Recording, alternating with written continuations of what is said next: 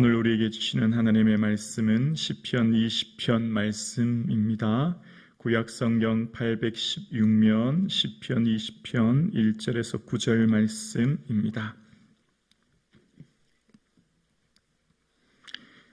살아계신 하나님 말씀을 다 함께 합독하시겠습니다. 환난 날에 여호와께서 내게 응답하시고 야곱의 하나님의 이름이 너를 높이 드시며 성소에서 너를 도와주시고 시온에서 너를 붙드시며 내 모든 소재를 기억하시며 내 번제를 받아주시기를 원하노라. 내 마음의 소원대로 허락하시고 내 모든 계획을 이루어 주시기를 원하노라. 우리가 너의 승리로 말미암아 계가를 부르며 우리 하나님의 이름으로 우리의 깃발을 세우리니 여호와께서 내 모든 기도를 이루어 주시기를 원하노라. 여호와께서 자기에게 기름 부음 받은 자를 구원하시는 줄을 이제 내가 아노니 그의 오른손에 구원하는 힘으로 그의 거룩한 하늘에서 그에게 응답하시리로다. 어떤 사람은 병거, 어떤 사람은 말을 의지하나 우리는 여호와 우리 하나님의 이름을 자랑하리로다. 그들은 비틀거리며 엎드려지고 우리는 일어나 바로 서는도다. 여호와여 왕을 구원하소서. 우리가 부를 때 우리에게 응답하소서. 아멘. 이 새벽 주님 전에 나온 성도님들을 축복합니다. 예수님의 은혜와 사랑이 충만하기를 주 예수 그리스도 이름으로 간절히 축원합니다. 아멘. 오늘 본문 시편 20편은 한마디로 요약하면 중보 기도의 능력이 얼마나 위대하고 능력이 있는가를 경험한 다윗의 고백입니다. 하나님의 도움, 특별히 다윗을 향한 중보하는 이들의 기도가 얼마나 위대한지를 경험하였고, 특별히 오늘 시편 20편은 짝을 이루는 것이 그 다음 21편에 등장합니다. 그러니까 시편 20편과 21편은 짝을 이루어서 등장하는 시인데요. 20편은 왕이 전쟁의 직전에 나아가기 전 백성과 제사장들이 간절히 승리를 중보 기도하는 내용이고요. 그렇게 간절한 기도의 능력에 따라 하나님이 어떻게 그 승리를 이루어시는가에 대한 구체적인 응답을 시편 21편은 이제 하고 있는 것을 보게 되어집니다. 그래서 오늘 본문은 제왕시라고 합니다. 특별히 오늘 본문에 이 시작이 시편 20편 1절에 보면 환난 날에라고 시작합니다. 환난이라고 하는 짜라라고 하는 이 단어가 구약의 총 70번 등장합니다. 그 70번 등장하는 중에 시편에서만 22번이 등장해요. 그러니까 환난 날에 믿음의 선배들은 다 어떻게 했다고요? 기도했다는 거예요. 수많은 위기와 고난, 특별히 오늘 본문의 환난은 국가적인 전쟁의 위기 상황, 국가의 운명을 가르는 그 위기 상황을 표현하고 있고, 그 위기 상황 가운데 믿음의 선배들의 공통적인 특징은 바로 주님께 기도했다는 겁니다. 그리고 이 환난 날에로 시작하면서 그 다음 등장하는 주어가 하나님이시죠. 1절입니다. 환난 날에 여호와께서 내게 응답하시고 야곱의 하나님의 이름이 너를 높이 드시며 라고 시작해요. 여호와께서라고 등장하는 단어가 1절 또 6절에도 보면 여호와께서라고 등장하죠. 또 9절입니다. 여호와여라고 등장하죠. 자, 시편 20편의 여호와라고 하는 단어와 동시에 등장하는 단어가 있습니다. 응답이라는 단어예요. 먼저 1절에 보면 여호와께서 내게 응답하시고 라고 말씀하십니다. 그리고 6절의 하반절에 보면 그에게 응답하시리로다 라고 말씀하고요. 9절에도 마찬가지죠. 우리에게 응답하소서라고 고백합니다. 그러니까 믿음의 선배들의 공통점 또 한 가지가 있습니다. 하나님은 응답하시는 하나님이라는 거예요. 좋으신 하나님은 반드시 응답해 주시는 분인 것을 고백합니다. 그러니까 믿음의 선배들의 공통된 특징은 환난을 만나면 주님 앞에 나아갔고 기도했고 그 기도 상황 가운데 반드시 하나님의 응답을 경험하게 되었다는 거예요. 그리고 오늘 이 시편의 믿음의 선배들의 공통적 특징이 또 나옵니다. 야곱의 하나님의 이름이 너를 높이 드시며 라고 이야기합니다. 높이 들다라고 하는 원어는 사가부라는 뜻인데요, 이것은 보호하다라는 의미입니다. 보호하다. 그러니까 높이 들다라고 하는 다른 의역은 보호해 주신다는 거죠. 야곱의 하나님이 너를 어떻게 해요? 보호하신다는 거예요. 특별히 야곱의 하나님이라는 단어가 시편에 이제 9번 등장하거든요. 오늘 이후로 46편 7절, 75편 9절, 76편 6절부터 쭉 등장합니다. 왜 야곱의 하나님일까요? 여러분 생각해 보세요. 다윗 앞전에 위대한 사람이 얼마나 많아요? 모세는 얼마나 위대합니까? 기도했을 때 홍해가 갈라지는 하나님의 능력의 종 아닙니까? 아브라함은 믿음의 조상이기도 하고요. 근데 야곱의 하나님은 어떤 의미일까요? 야곱은 누굽니까? 욕심 많고 형들을 속이는, 그러나 야곱은 전적인 하나님의 은혜로 택함받은 자죠. 야곱을 사랑하고 에서를 미워하는 것은 하나님의 전적인 은혜 아닙니까? 하나님의 주권적인 사랑을 덧입은 사람이 야곱이죠. 특별히 야곱의 삶 가운데 이 야곱의 이름이 이후에 어떻게 되죠? 이스라엘로 바뀌어진 때가 있지 않습니까? 너무나 두렵고 힘들었을 이 야복나루의 사건 속에서 그의 이름은 이스라엘로 이름이 바뀌지 않습니까? 하나님과 겨루 이겼다. 사람 발 뒤꿈치를 잡던 자에서 하나님과 겨루 이겼던 자로. 그러니까 이 이스라엘이라는 이름 자체도 원어의 뜻은 엘이라고 하는 것은 하나님이고 이스라라고 하는 것은 이끌다는 것이죠. 하나님이 이끄는 자로 그 인생이 바뀝니다. 그리고 이스라엘 국가도 오늘날 이스라엘로 이름이 명명되는 것처럼 야곱의 특징은 하나님의 주권적인 은혜, 그리고 야곱이 하나님을 의지하고 하나님께 기도했을 때 응답해 주시고 구원해 주시는 하나님, 우리가 지금 전쟁의 위기를 만났습니다. 우리의 힘으로는 도저히 이길 수가 없어요. 야곱을 도우시고 야곱의 위기 상황인데 건져주셨던 것처럼 전적인 하나님의 은혜로 덧입고 살아갔던 야곱처럼 우리에게 은혜 내려주세요, 보호해 주세요, 이제 그렇게 기도하는 것이죠. 그러면서 하나님께서 어떻게 도와주시는지 2절에 말합니다. 성소에서 너를 도와주시고 시온에서 너를 붙드시며 라고 이야기합니다. 구약을 읽어보면 구약에 나타나는 성소의 특징은 뭘까요? 하나님의 임재를 상징하는 장소입니다. 수많은 믿음의 사람들이 위기를 만나면 어디로 쫓아갈까요? 성전이에요. 히스기야도 육체의 질병, 이방 나라의 전쟁 위기 상황 가운데 어디로 쫓아가죠? 성전으로 가는 거예요. 모든 믿음의 선배들은 위기를 만나면 어디로 가죠? 성전에 가서 주님의 도움을 구하는 겁니다. 그러니까 성소는 하나님의 임재의 상징인 장소입니다. 시온도 마찬가지예요. 예루살렘 여부수 족속으로부터 시온 산성을 빼앗았는데 이것이 다윗 산성이 되지요. 이것 또한 하나님의 임재의 상징이 되는 겁니다. 그러니까 하나님께서 도와주심, 또 붙드시는 것, 바로 하나님의 임재의 상징인 그 장소에 엎드리고 하나님께 주의 도우심을 구할 때에 하나님의 능력을 모두가 덧입게 되었다는 것이지요. 그리고 이제 왕들이 전쟁에 나가기 전 하나님께 예배드립니다. 3절입니다. 내 모든 소재를 기억하시며 내 번제를 받아주시기를 원하노라. 구약에 보면 이스라엘 백성들이 어떤 위기를 만나면 항상 공통적인 특징이 있어요. 먼저 하나님 앞에 예배 드리는 거예요.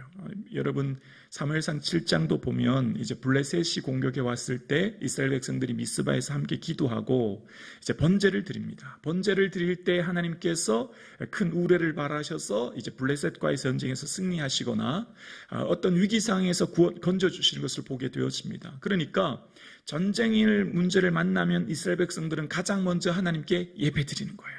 하나님의 도우심을 구하고 하나님께 소제와 번제를 드림으로 하나님의 도우심을 구하는 것이죠. 그러니까 지금 소제를 기억하시고 번제를 받아주신다는 말은 곧 우리의 드리는 예배, 하나님의 전적인 주의 도우심을 구합니다. 우리가 드리는 예배를 주님 받아주세요. 그리고 우리를 도와주세요. 그런 의미가 있는 것이죠. 그리고 그렇게 기도하면서 구하는 이스라엘 백성들의 이 백성들은 4절에 왕을 향해 기도합니다. 내 마음의 소원대로 허락하시고 내 모든 계획을 이루어 주시기를 원하노라. 왕의 이게 마음의 소원과 또 모든 계획은 전쟁에서 전략과 전술로 승리하는 것이고, 왕의 마음은 원어에는 소원이란 단어는 없거든요. 이제 의학한 건데 왕의 마음은 뭘까요? 왕의 마음은 딱 한 가지예요. 전쟁에서 이기는 거죠. 그러니까 지금 중보기도하고 있는 이 이스라엘 백성들과 제사장들은 왕을 향해서 기도할 때 하나님, 왕의 마음과 왕의 계획 주님 아시지요? 도와주세요. 이제 그렇게 기도하고 있는 겁니다. 그러면서 이 함께 기도하고 있는 사람들이 공동체적으로 고백합니다. 그러면서 이제 5절에 이렇게 기도합니다. 우리가 너의 승리로 말미암아 계가를 부르며 우리 하나님의 이름의 깃발을 세우리니 여호와께서 내 모든 기도를 이루어 주시기를 원하노라. 이미 승리를 확신하면서 기도하는 거예요. 하나님께서 너의 승리로 말미암아 계가를 부르며 기쁜 소리 외치며 찬송하게 될 것이라는 거죠. 그러니까 언제나 믿음의 사람들은 위기를 만나고 고난을 만나고 어려움을 만났을 때 제일 먼저 뭐 한다고요? 하나님께 나아가고 또 하나님께 기도하고 그 하나님은 반드시 응답해 주시는 하나님인 것을 확신하면서 이미 승리를 이루었다 고백하면서 기도하는 거죠. 오늘 이 새벽 주예전에 나오신 사랑하는 성도님, 우리의 모든 기도는 이미 하나님이 응답해 주신 줄로 믿습니다. 이미 모든 우리의 기도는 우리가 이 시간 주님이라고 고백하는 순간 내 모든 기도는 응답된 거예요. 하나님의 때 하나님의 방법으로 이루어 주시는 거지요. 가장 좋은 때 가장 좋은 것을 주시는 하나님을 신뢰할 수 있기를 주의 이름으로 축원합니다. 그러면서 이제 하나님은 어떤 분이신가? 우리 하나님의 특징이 6절에 나옵니다. 여호와께서 자기에게 기름 부음 받은 자를 구원하시는 줄을 이제 내가 아노니 그의 오른손에 구원하는 힘으로 그의 거룩한 하늘에서 그에게 응답하시리로다. 아멘. 여호와 하나님은 응답하시는 분이시죠. 어떤 분이시라고요? 하나님 기름 부음 받은 자, 왕, 하나님 그 택하신 자를 오른손에 구원하는 힘으로 하나님의 전능하신 능력과 그 힘으로 어디에서요? 하늘에서요. 초월해 계신 하나님, 온 천지 만물을 지으신 하나님, 모든 만물을 다스리신 하나님, 모든 만물을 통치하시고 주권자이신 그분께서 도와주시리니 그 능력의 하나님을 막을 자가 누가 있으며 그 능력의 하나님을 대항할 자가 누가 있겠습니까? 그러니까 기도하면 뭘 경험합니까?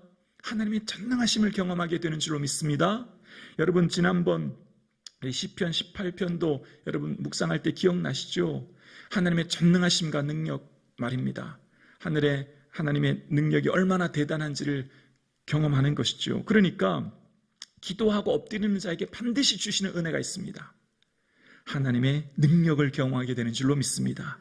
기도하면 처음 기도할 때는 마음이 슬프고 힘들어요. 그런데 오래 머물러 있으면 기도 마지막에는 반드시 담대함과 능력의 은혜를 주시는 줄로 믿습니다. 그러니까 그 하나님의 능력을 경험했기 때문에 이제 두려움이 없는 거예요. 우리 성도님들도 다 경험하셨죠? 믿음의 선배들이 지금 그 고백을 하는 것입니다. 그렇게 되면 어떻게 되죠? 더 이상 두려운 게 없어요. 7절입니다. 어떤 사람은 병거, 어떤 사람은 말을 의지하나 우리는 여호와 우리 하나님의 이름을 자랑하리로다. 사람들은 군사력을 의지해요. 사람들은 군사력을 두려워합니다. 사람들은 군사력이 전쟁의 전부라고 생각해요. 우리는 그렇지 않아요. 우리는 그렇게 생각하지 않아요. 전쟁의 승패가 군사력이라고 믿지 않아요. 왜냐하면 하나님은 오른손에 구원하는 힘의 능력이 우리를 붙들고 계심을 우리는 믿기 때문입니다.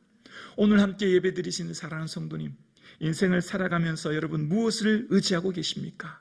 오직 하나님만 의지할 수 있기를 주의 이름으로 축원합니다. 그래서 우리가 이 새벽 나온 거예요.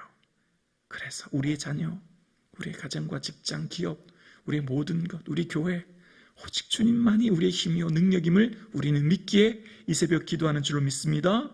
그러니까 사람들이 믿고 의지하는, 그러니까 신명기 17장에도 하나님께서 왕된 사람은 꼭 기억해야 될 것이 있습니다. 뭐죠?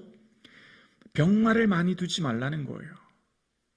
말을 구하려고 애굽으로 내려가지 말라는 거예요. 그런 것이 너를 도와줄 수 없다는 거죠. 뭘 하라고요? 서기관에게 율법서를 등사해서 내 옆에 두고 항상 읽으라는 겁니다. 하나님께서 구약에 나타나는 믿음의 선배들에게 요구하는 특징은 언제나 동일해요. 여호수아에게도 마음을 강하고 담대하게 해라. 두려워하지 말라. 여호와 율법을 주야로 묵상해라. 다른 것 아무것도 없어요. 오직 말씀만 의지하고 붙들라는 거예요. 지도자인 왕, 하나님 택하신 사람은 다른 거 걱정하지 말고 주의 말씀을 주야로 묵상하고 읽고 말씀 붙들고 나가라는 것입니다. 이것은 오늘 우리에게도 동일해요. 함께 예배드리시는 사랑하는 성도님, 하나님께서 우리에게 바라는 것 아무것도 없어요. 오직 말씀을 의지하고 말씀을 붙들고 나가라는 것이죠.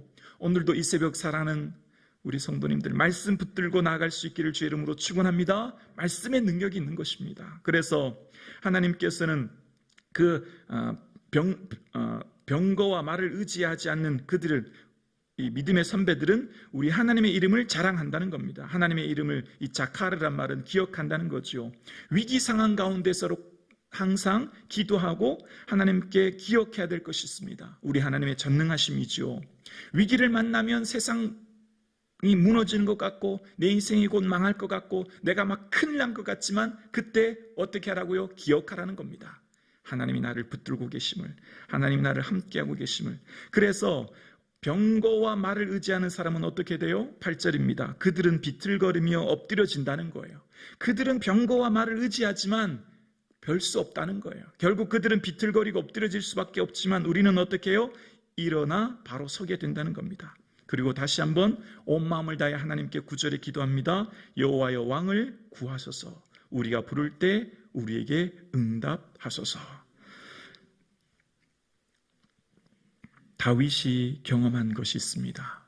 다윗은 왕이 되면 다 될 줄 알았어요. 내가 왕만 되면 태평성대를 이루고 모든 어려움이 없고 이제 내 삶은 편안할 줄 알았어요. 어떻습니까? 왕이 되었지만 7년 6개월 동안 북쪽에 있는 11개 지파는 다윗을 따르지 않습니다. 7년 6개월이 지나서 통일왕국의 왕이 되었지만 어떻습니까? 그의 아들 압살롬이 반역하기도 하고 이후에 세바가 반란을 일으키기도 하고 수많은 위기가 끊임없이 등장합니다. 근데 그런 위기와 어려움이 계속해서 등장할 때 다윗이 경험한 것 한 가지가 있습니다. 바로 그를 향해 중보하는 백성들의 기도의 능력을 그는 경험했던 거예요. 그 경험을 한 후에 이 시를 고백하는 겁니다. 아, 하나님은 기도하는 우리의 기도를 들으시고 나를 붙들어 주시는구나. 나의 힘과 능력이 아니었구나. 나는 왕만 되면 다 될 줄 알았는데 그게 아니었구나. 나를 사랑하는 백성들의 중보 기도의 힘이 얼마나 위대하구나 라고 하는 것을 다윗은 깨달았고 이제 그를 향해 기도했던 기도가 시편 21편에 어떻게 구체적으로 이루었는지를 그는 경험하고 또다시 시편 21편을 고백합니다. 오늘 함께 예배드리시는 사랑하는 성도님, 오직 주님만 의지하는 말씀만 붙드시는 이 새벽 되기를 주의 이름으로 축원합니다.